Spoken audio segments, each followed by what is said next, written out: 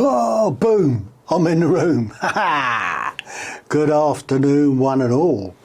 Greetings from the old Heale Manor. There we are, coming to you live from the Heale Manor.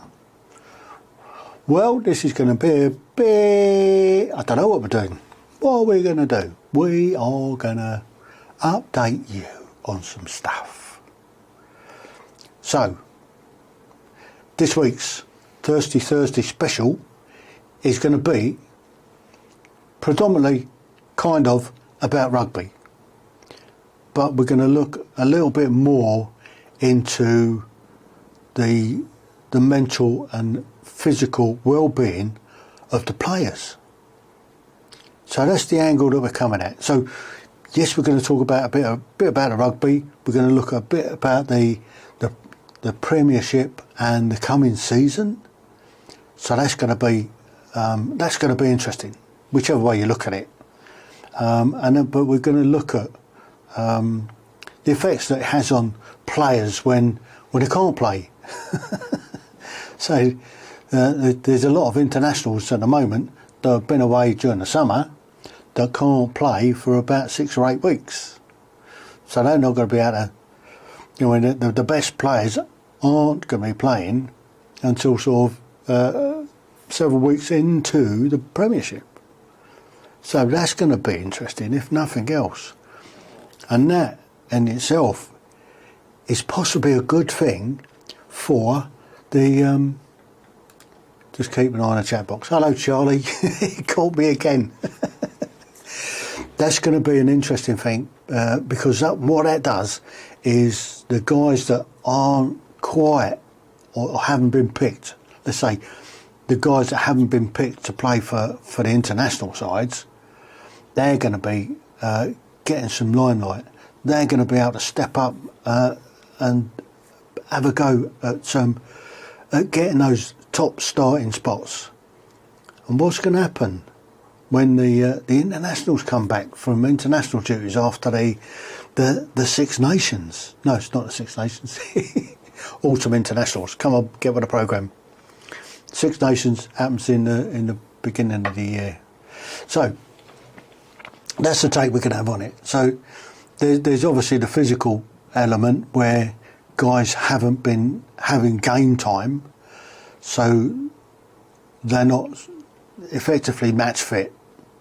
All right, they're training all the time, but it's not the same as playing a full game.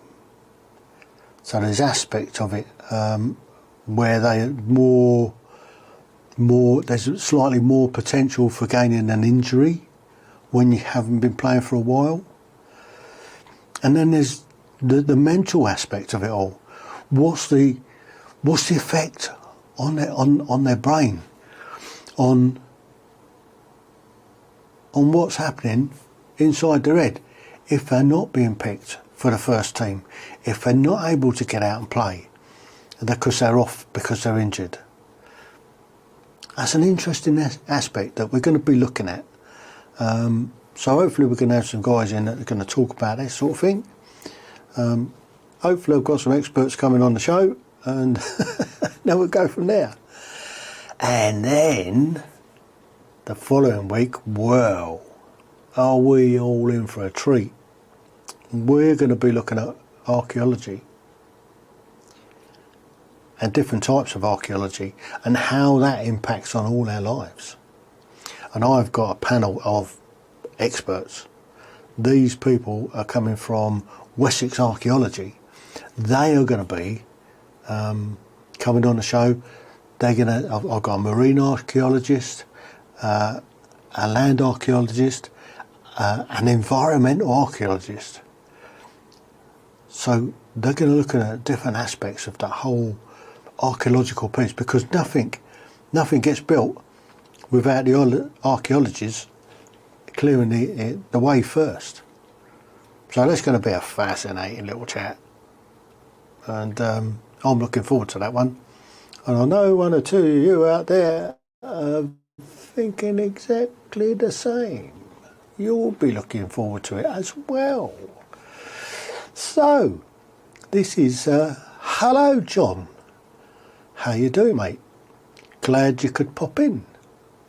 I didn't announce this, obviously. I just thought, Sunday afternoon, why not? I've been busy today. I've been doing stuff. What do you think to the new backdrop? What do you think to the new lighting? I have new lighting on the back. So let me know what you think. So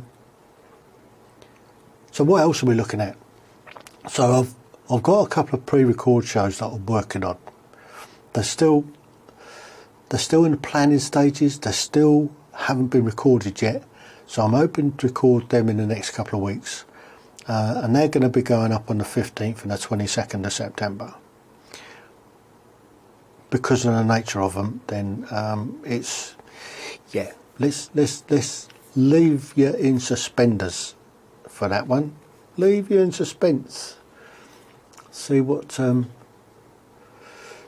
they come up as.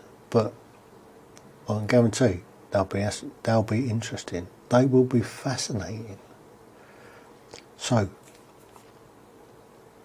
and then the end of September, we've got the Veterans Mental Health Special, where we're going to be focusing in on veterans' mental health and the suicide rate. The suicide rate of veterans at the moment is way beyond which is healthy for anybody.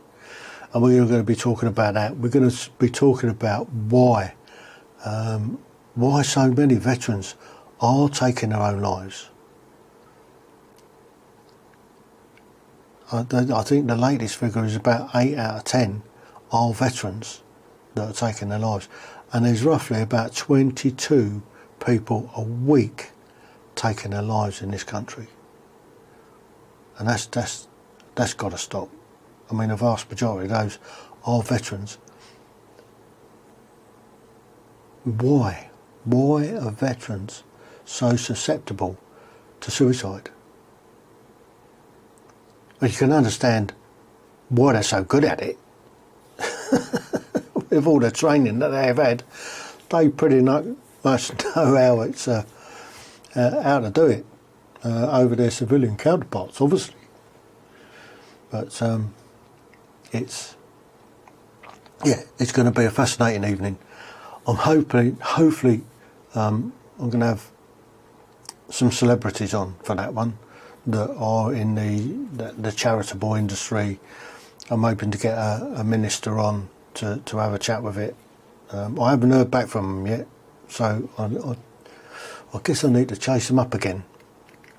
But whatever happens, we'll have some experts on that evening, and we'll be talking about it and destigmatising it. Obviously, this is what we're all about, is destigmatising all of this stuff. So, where are we going from here? Looking into November, looking over the horizon slightly, just over the horizon. What we're going to be talking about? Well, we're going to be looking at some different subjects. Still going to be taboo subjects, still going to be ones that we're going to try and destigmatise. But I did make some notes. I did make a few notes of stuff that we're looking at doing. So, we're obviously focusing in on suicide at the moment because, I mean, that's a big thing. We're also going to be looking at addiction and why so many people are addicted to stuff. And not just booze and drugs, but people are addicted to watching stuff on the telly. People are addicted to stuff like EastEnders. Is Den and Angie still running the pub? Who knows? Who knew? We're going to be looking at depression and how that affects people. I mean, depression is a killer. I mean, that goes along with suicide, I suppose. Anxiety is another big one. Lots of people suffer from anxiety, have panic attacks and stuff like that. We're going to be talking about that in the coming months. We're also going to be looking at abuse and all the different sorts of abuse. We're going to be looking at bullying and why bullies bully. and maybe get one or two bullies in to tell us what they're about. And we're going to continue on with with mental health and looking at the different aspects of mental health and why so many people have it. Everybody that you know is suffers from a mental health problem sometime in their lives. So that's what we've got coming up over the next few months. And then obviously when we get into December we'll lighten things up a bit, promise. We'll get ready for the festive season, and we'll lighten the load a little bit. Hopefully we've got there. Hopefully we'll have some way of having these messages out there where people are able to spread the word, are able to talk about these issues without getting embarrassed, without having been stigmatised. Because people do. People find a taboo subject really difficult to talk about. Really difficult. I don't know why. I really don't know why people find it so difficult to talk about everyday things that happen to everybody. I mean, just take death. Everybody does it. Sooner or later, everybody has a go at it. Some get it right, some get it wrong. Some of us carry on. But people find it really difficult to talk about. But here's the thing. Because we all know it's going to happen to us, why don't we all plan for our own funeral? Why don't we make a plan?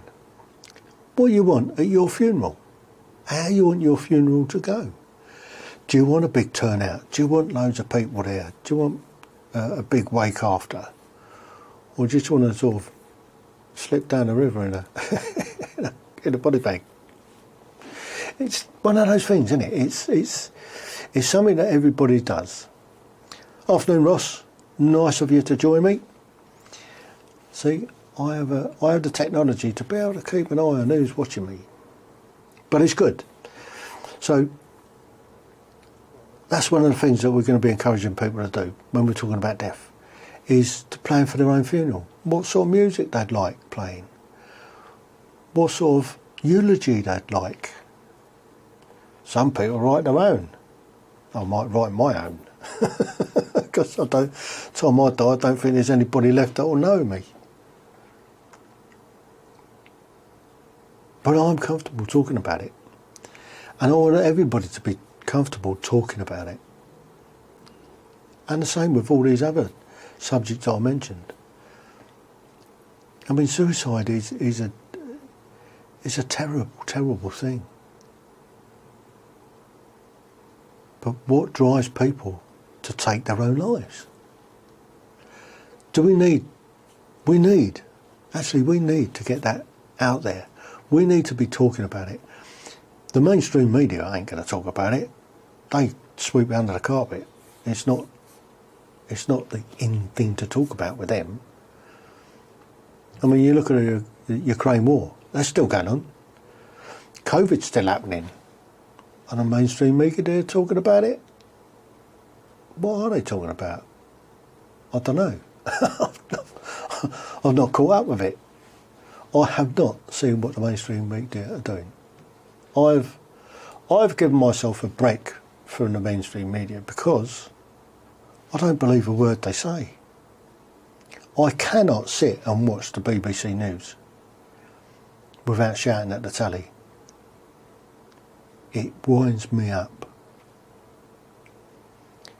I occasionally watch Talk TV. Of course, I like to wake up in the morning with Julie Hartley-Brewer.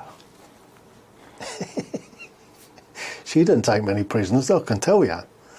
I mean, she does have a pop with people, and she does put these buggers on the spot. She gets a minister on there, and she's like a little Rottweiler. She's great. And then there's the In the Public the Independent Republic of Mate Graham afterwards, and he's quite good as well. So they're not afraid to cover some of these topics, but they can't cover everything. But suicide's one that nobody's talking about, and the numbers are ridiculous.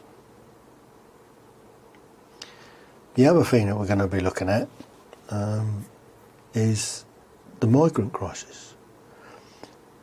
The only people really talking about it is GB News when Nigel Farage is on, and sometimes Talk TV, they're covering it. Not as much as they should, because let's face it, it's costing you and me £5 million a day at the moment, and that cost is going up every single day because there's more and more and more illegal migrants coming across the English Channel, being taxied in by the Border Force and the RNNI are picking them up. The Royal Navy's mugged it off. they pulled out the operation. They got fed up with being a taxi service. But whoever takes over as Prime Minister, that needs to be one of their top priorities, to stop that happening. They need to get their finger out, and they need to stop it. They need to get rid of the ECHR, the Human Rights Convention. They need to pick these buggers up, stick them straight on a flight, straight down to Rwanda, and process them down there. They can have their courts, their cases heard down there. All these do-gooding lawyers who are creaming off the legal aid. If you or I needed to claim legal aid, we wouldn't be able to, because we don't qualify for it, because we've probably got a couple of quid in the bank, or not, as the case may be at the moment. But you try and get legal aid if you're not on any sort of benefit. Yet these people coming across the channel never put a penny into the system ever in this country. They get it. Why? Because of the ECHR, European Convention on Human Rights. They say that we've got to do it. Well, I say to the ECHR, bin it. I also, let's have a look at Northern Ireland. I mean, the costs in Northern Ireland are astronomical, and that's all down to the EU as well, because they are putting so much effort into making sure that everything that's going into Northern Ireland is a drama. So the second thing that they need to do after scrapping the ECHR and stopping the illegal migrants is to scrap that Article 16 and the Northern Ireland Protocol and treat Northern Ireland like the rest of us. Either that or just hand the 6 counties over to the south. Let them have it. Let them be in the EU. That won't go down very well, will it? In certain circumstances or circles. But that's the option, isn't it? They want to make a song and dance with it. That may come yet. I mean, the Sinn Féin are the largest party now in Northern Ireland. Let's see what happens there. So I'm on my soapbox this afternoon. Sunday afternoon on my soapbox. I should have said that. Sunday afternoon soapbox. But I've already covered what we're doing this week. Swig of coffee. Oh. So, there you go. There you have it. We're going to be covering some real topics that people elsewhere aren't talking about. And we're going to be covering these things. We're going to have experts in. We're going to have panels on. and we're just going to have a fair old chat. Because we can. We have a platform. We have freedom of speech at the moment. For how long we're going to have freedom of speech is something else, obviously. Because there are those at foot that want to stop us having that freedom of speech. So, my dear friends, should I carry on or should I stop?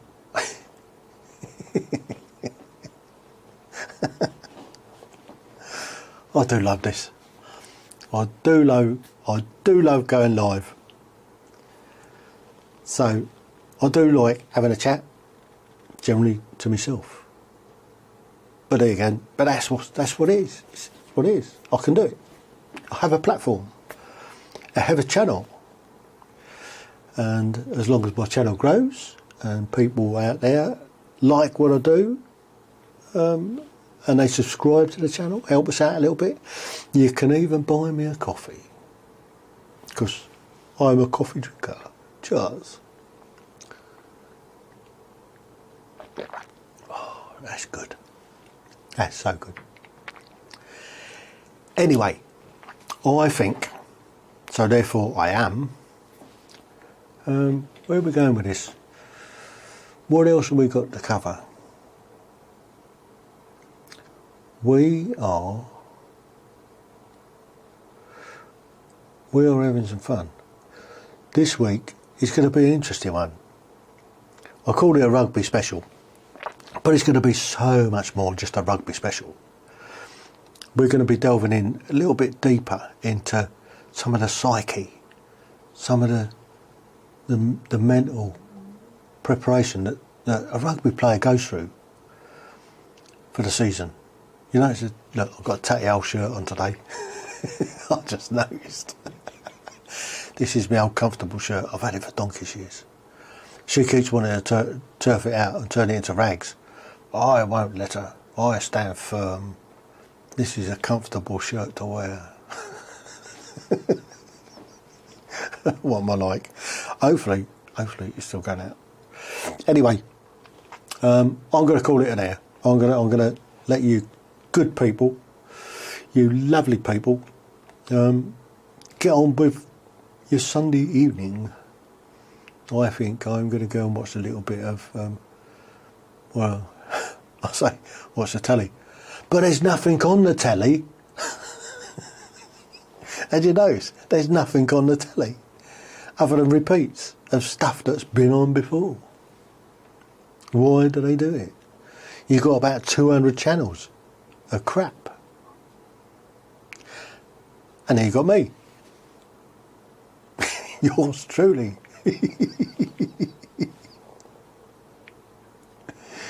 Well, that's it. That's my little update, rant, whatever, for a Sunday afternoon. So, live from the Heale Manor, buy me a coffee and all that.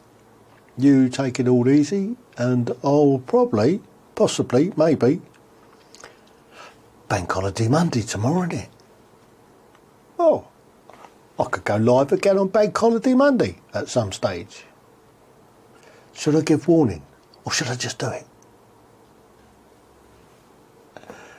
We'll see what happens, eh? We'll just see how it goes. We will just have to wait and see how it goes.